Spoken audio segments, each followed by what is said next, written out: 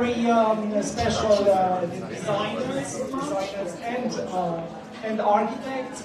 Lana Dumitru and Vlad Tenu, they are over there. Please join me here.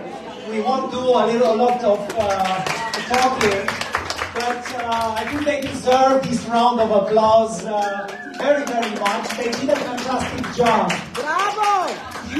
Some of the old friends of the Romanian Cultural Institute know that I have a fantastic team, a wonderful team of these wonderful ladies, and I beg them, you know, for a whole week to wear these clothing and not rent some mannequins, but they didn't want to do it. And now we ended up with the mannequins. I think we would have been, you know, much better, and the clothing would have looked much better on them. But it's a wonderful show. It's a show that very much expresses a sort of creativity that makes Romanian fashion design so interesting, so appealing, so creative nowadays. The two very important words of this exhibition are tradition and code/technology. Because what you see here, it's a huge respect. Of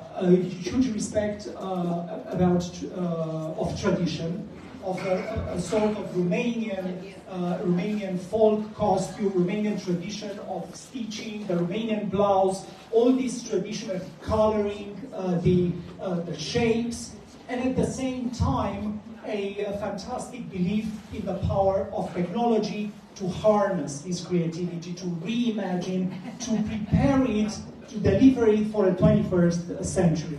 And of course, it's a lot of. We can talk a lot about the way these creations are made, the technology behind them, and all the thinking. But of course, you wouldn't want me to tell about these things, since we have the wonderful designers that made possible. They have formed a creative lab, a brand, FORÄVA, and it's been very, very successful. One of their creations, a Swarovski dress, was worn by Björk, is now in the museum of the Swarovski Museum in Austria. It was an absolute hit, and it's quite a testament of their daring, of the way in using materials, techniques, traditions, reimagining them, coming with something that is really mind-blowing, and it's at the same time very wearable. They are successful, they are creative, and they are here tonight. So ladies and gentlemen, please join me again in welcoming Lana and Vlad. So I think I will pass the mic to you, Lana, and to tell us a little bit about the creative process, about the sources of your inspiration, and then we move on to Vlad to talk about the technology behind it and how all these come together. Thank you so much for this amazing introduction. What else can I say after this? A lot, I tell you. We're very happy to be here. Thank you so much for inviting us. As you mentioned, Vlad and I have a collaborative duo studio, and he's an architect, I'm a fashion designer. We're both artists, and we united because we met in London actually. Although we are Romanian both, we met in London. Vlad is living there, I was doing my PhD, and we decided to reinvent Romanian traditions for the next century, if we may say that. Maybe Vlad has more to add. Maybe I do, maybe I don't. It's very, very nice to be here, and I'm going to just continue a bit what Lana was saying before I say any thank yous, but it is true that I think what united us in this collaboration was the fact that we're both very creative, always looking for the new thing to do, the next idea, what's going to happen next. And Lana had a history of reinventing Romanian traditional patterns already. I'm coming from an architectural background, and I had a whole strand of work which started with code and algorithmic and generative design. And in London, we kind of started talking about this, and Lana saw a lot of potential in the sculptural installations that I was working on, and she saw a lot of potential in the fashion world, and she said, we have to apply these into the fashion world, let's do it. And then the Swarovski collaboration was, of course, the starting point. Swarovski were very keen for us to demonstrate how an impossible crystal design would look like, and I think we kind of managed to at least shock the distribution department when you asked them for 25,000 crystals. But it was definitely paid off. Here, but Swarovski wouldn't have us. It's in the museum, it's on the very... Even we are a fortress, even if we are a fortress, they said, no, guys, you weren't going to have this kind of... It's top security. It's really hard to take away from there. But yes, I think this project, just to kind of wrap up, it was another challenge for us, and that was to work with 3D printing technology, and we had the fortune to work with a technology that hasn't been yet in the market. It's direct printing on fabric. And again, we discussed with a company that does this, and how can we do the impossible patterns? How can we push it further? How can we... And because we have this tradition theme that we work with, we decided, let's reinvent again what a traditional Romanian blouse could look like. And because 3D printing opens up all these opportunities, then we thought, why don't we tell our story in a different way? And that's how we started replacing all the old kind of sewing patterns with little letters, and you will see little human figures. We use this kind of effect of a fractal, if you want, of recurring patterns of, as you can see in the exhibition, of people made of little people figures and so on. So it's sort of repetitive. And sorry. You need to get really, really close. And you need to we encourage you to look really close. I think for some people sometimes some of the details get missed out, and I think if you look really close, you'll actually discover a whole other story. I would say that I haven't seen such a over-educated bunch of designers in my whole life. I mean, it's like PhDs, all sorts of research, not only, you are creating this stuff. No, I mean, you write about them, you have a lot of thinking and researching behind them. But what is interesting about this creation is, and I think Vlad has touched upon this aspect, is the attention to detail. All the surprises that you'll see in this creation, it's just amazing. It's just fantastic, and I urge you to go and discover it the way, all these patterns and shapes and surprises are embedded in the garment. At the same time, of course, the blouse, Romanian blouse, has been a source of inspiration for many, many years for the Romanian designers. But what we see here is, I think, a step a little bit further, because everything is really reinvented, because they went to the source of the traditional creativity and worked from there to come up with these patterns. These are only deceptively the traditional patterns. They are totally reinvented. The form is, they work at the form, not at the superficial shape. And I think this is extraordinary and tremendous, and I think it's one of the testament of the force of their creativity and the success they have enjoyed. But look, Lana, why need a designer, a successful designer like you? Need a PhD, Come on!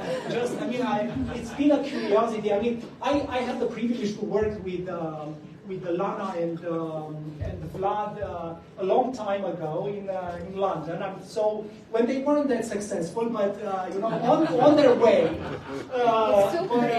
but they have always struck me and my colleagues with the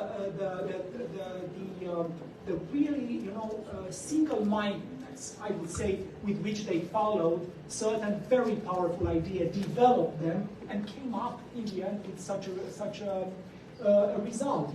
Why a PhD then? That's a PhD, you see? You see? You are awarded a new PhD by the Romanian Cultural Institute. Thank you. Both. Thank you. Yeah, I think there's a lot of research behind everything we do put together and separately. Yeah, there's a lot of research behind, and apart from the glamorous life of fashion and of a fashion designer, there's a geek inside of me, and I think that's the reason. Maybe Vlad has an explanation for his highly educated past as well. And all your installations are also have a lot of technology, a lot of science behind it. Exactly, I think that's that comes from, I guess, a curiosity that we both have, and for me definitely was that in moving a bit outside of architecture. I think what I realized a long time ago was that the essence of design generally, in trying to synthesize architecture while synthesis, is actually about multidisciplinarity, and that's when I ventured a bit into programming and whichever tools we need to express ourselves or find different further layers of what design can be. Tell us a little bit about the reaction of the public, because you have exhibited these creations all over the world. You've been successful, you've been reviewed, but also you have you created a lot of, stirred a lot of curiosity from the public. Tell us a little bit how the public responded to your design. I think the key word that could describe that would be surprise. I think in the exhibitions we had so far, I've noticed people, when we were there, people would walk in, it would be, oh, they're Romanian traditional blouses, and look around and just about to head off before someone in the exhibitions, the volunteers in exhibitions, for example, would give them a leaflet, or simply ask them, have you seen the details? Have you looked at these? Look closer to this. Go look closer, and I think that's what. And then same people would spend another hour in the exhibition and would not stop asking us questions about how they're done. Yeah. Yeah, as Vlad mentioned, we went to Milano Design, we did this collection, and then people would come and ask, how are these letters hanging on the textile? How did you seal all these letters? What happened? So we explained to everyone that it's a textile, and there's a robotic arm that actually builds as you would build a building. Everything laying flat, everything is built with this little arm. Yeah, maybe big arm, robotic arm, and that's how it's done. But yeah, the element of surprise was. Yeah, this is the shock. That's why these pieces cost the budget of RCI New York for 1 year, because of this robotic arm, because of these two guys here. Just about the use of technology and about the use of coding, because the exhibition is also it's a play on word with recoding. Why? And I think the way I read the title is that idea that it's not necessarily an imitation, a servile imitation of the Romanian blouse, of the Romanian tradition, but it's a recoding of that ancient code. It's something that uses the ones and zeros of the traditional textiles, but combines them in a way that is totally new and mind-blowing. You have mentioned something about the technology, the robotic arm, but what about the programming behind them, the coding? Tell us a little bit about this. Yeah, every single piece tells a story. As ancient Romanian blouses, the ie would tell us a story about the wearer and the situation of the wearer, like for example the bride or the young woman or the married woman. You would find this code embedded in symbols in the heritage Romanian clothing. And we tried, of course, it's a very tough very tough situation to try and reinvent something so perfect as Romanian traditional blouses. And what else can you add to that simplicity, perfection, and perfect design from the past that was worked for so many centuries by people in our heritage? But I hope, humbly, that we managed to add something on top of that, and we managed to reinvent for our century and for our times the way that symbols can be and clothing can be vehicles of, I don't know, messages and symbols and telling a story. For today. For today, yes, for today, and how we can replicate this in the future, and it's like a story. Maybe Vlad can tell us more about the code behind it. You worked with a company, with a technology company, and what was this collaboration about? So the collaboration, and I think this is a good way to frame it, it's about technology, but the technology deals, in this case, with the manufacturing, with the fabrications, how you use that technology. I think what we started with, of course we started from this technology, as we did previously of rebuilding patterns from crystals. This time it was about recoding patterns through the lens of technology. Because if the old blouses were sewn by hand, and actually they did still have an algorithm, there was a numbering system that would make sure the patterns would be accurate and they would describe what they were going to describe. With the use of programming, of coding, I managed to just synthesize what we wanted to do into a bespoke algorithm that, again, speaking of being geeky and spending late nights writing code, that's not as fun as some of the other activities, or not as fun as some might imagine. When you have a kind of higher purpose in mind, then the work becomes about really reinventing those sewing patterns, that algorithm that was transmitted through generations, basically, but reinventing it a bit through zeros and ones, as very well said earlier. And in this case, looking at physical pixels, the algorithms would take a pattern that we would select and we would curate, and we would transform it into 3D. And we would transform it into 3D through objects. Pixels become 3D objects, which, as you can see in the exhibition, there are little letters, with flowers and little human figures, etc., all symbols. That is a whole process I wouldn't want to bore anyone with, to be honest. But it is quite a lot of work involved in that. So it's something that people don't necessarily see. The fact that the machine doesn't just print an image. We take an image and we transform it for the machine to print. Well, I think the result is remarkable, and we can talk a lot about this beautiful, beautiful objects, beautiful creations. But I think the best spokespeople, I would say, not spokespeople, the best way to describe it is to watch them and enjoy them. The best way to understand them is to go and see these details now that you have the little keys to understand the process of creativity. Yeah.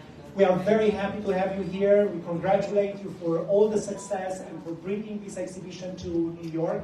We are very happy to continue our series of events dedicated to Romanian fashion. We have a permanent program run by my colleagues. Luisa Tuntuc is over there, who co-curated the exhibition, is over there, yeah? Yeah, nobody can see you on the corridor. Yeah. So Luisa is running this program. We have brought to New York the best Romanian designers, even though you see now they are everywhere in the world. Lana is in Lisbon and Bucharest, Vlad is in London and everywhere in the world. So they have become quite international. We're happy to continue this program, and we're happy to have you in the 3rd edition of our Romanian Fashion Showcase. Ladies and gentlemen, Lana and Vlad.